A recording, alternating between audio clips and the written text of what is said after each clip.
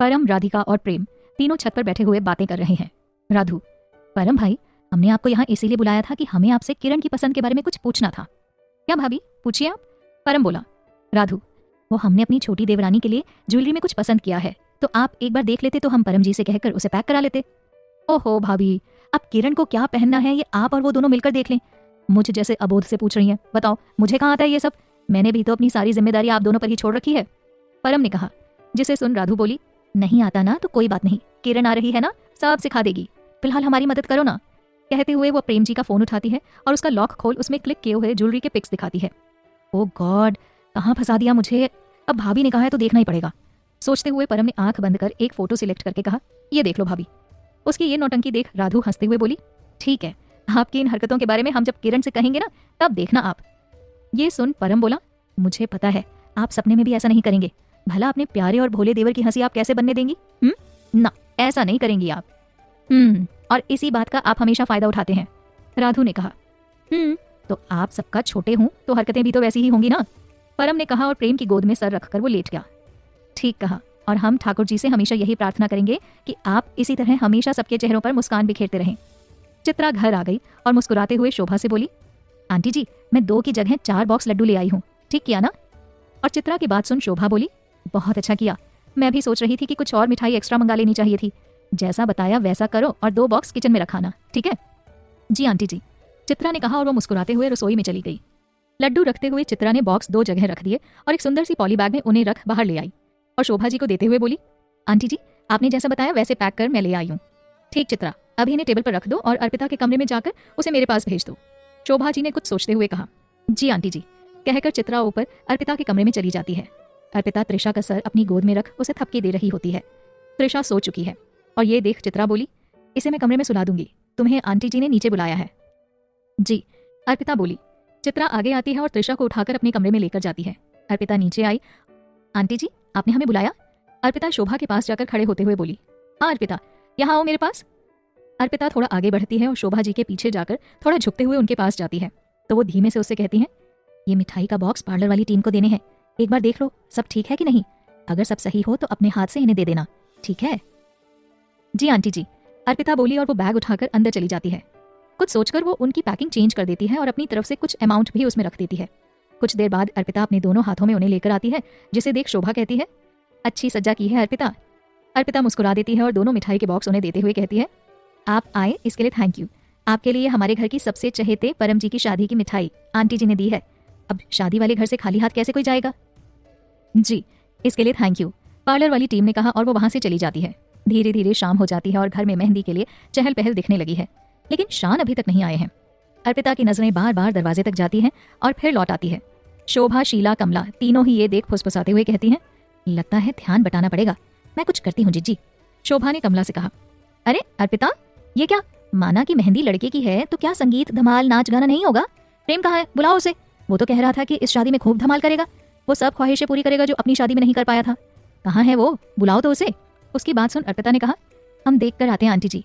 कहते हुए अर्पिता राधु के कमरे की ओर चली जाती है, जहाँ चित्रा अपनी 2 ड्रेसेस लेकर राधु से पूछ रही होती है, राधु बता, इनमें से कौन सी पहनूं, बता ना कौन सा रंग पहनूं? और उसके चेहरे की खुशी देख राधु अर्पिता शान के प्रेम की बात छुपाते हुए बोली, अरे वाह, अब तो रंगों से भी प्रेम हो गया तुम्हें चित्रा।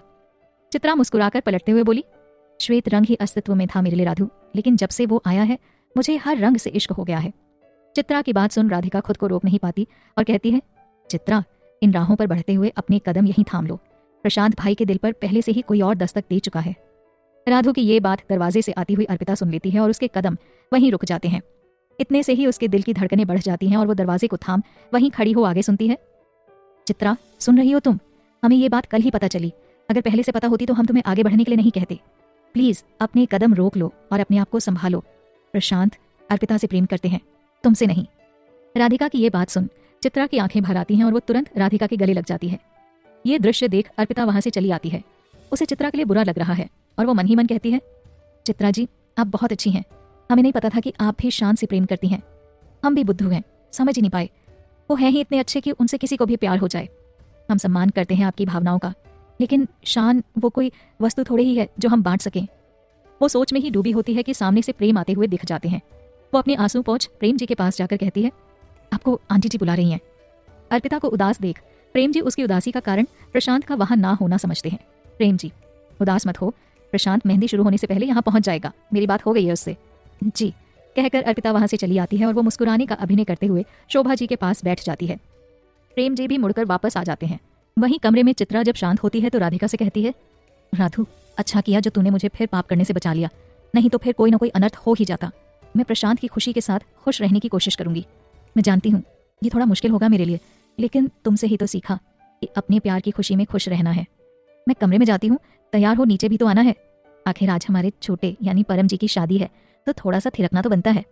कहते हुए चित्रा मुड़ती है और वहां से अपने कमरे में चली जाती है, जहां जाकर वो फफक कर रोते हुए मन में सारा भरा दर्द आंसुओं के जरिए निकालने लगती है। वहीं चित्रा के जाने के बाद राधु दुखी होते हुए मन ही मन कहती है, हमें पता है तुम बहुत दुखी हो चित्रा, लेकिन अब तुम जताओगी नहीं। पर भविष्य में गहरा आघात पहुंचने से तो अच्छा ही है कि अभी सच को स्वीकार कर लिया जाए। अब हम तैयार होते हैं, छोटे हमारा इंतजार कर रहे होंगे। बस उम्मीद करते हैं हम कि जब तुम्हारा दर्द बाहर निकलेगा तब तुम सबके पास नीचे आ जाओगी। कहते हुए वो बेड पर रखे कपड़े उठाती है और उन्हें लेकर कबर्ड में रख देती है। एक बार फिर आईना देखती है और फिर कमरे से बाहर परम के पास आकर बैठती है। सबको देख शोभा बोली, अब जब सब आ ही गए हैं तो अब किसका इंतजार है, अब नाच गाना शुरू करो, थोड़ा बहुत तो रंग जमाओ, महफिल सजाओ। प्रेम बेटे इधर आओ, मैदान में शुरुआत तुम ही करो। शोभा प्रेम की ओर देखकर बोली, और शोभा की बात सुन प्रेम जी ने राधिका की ओर देखा और बोले, माँ मैं अकेले कैसे महफिल में रंग सजाऊं, और भी तो कोई होना चाहिए साथ में।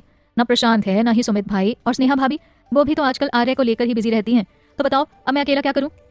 प्रेम की बात सुन शीला बोली, क्यों अकेला कहाँ है, ये है तो अर्पिता देगी ना तेरा साथ। क्यों अर्पिता, शीला ने अर्पिता से कहा, जिसे देख शोभा और कमला दोनों हैरानी से एक दूसरे की ओर देखने लगे। कमला फुसफुसाते हुए बोली, शोभा लगता है तुम्हारी बातों ने कुछ तो असर दिखाया है छोटी पर। हाँ जी, मुझे भी ऐसा ही लगता है। शीला की बात सुन अर्पिता मुस्कुराते हुए बोली, जी बिल्कुल आंटी जी। कहते हुए वो उठकर सबके बीच से निकल सामने आ जाती है। प्रेम जी राधिका की ओर देखते हैं, जो बेचैनी के साथ उसकी ओर देख रही है।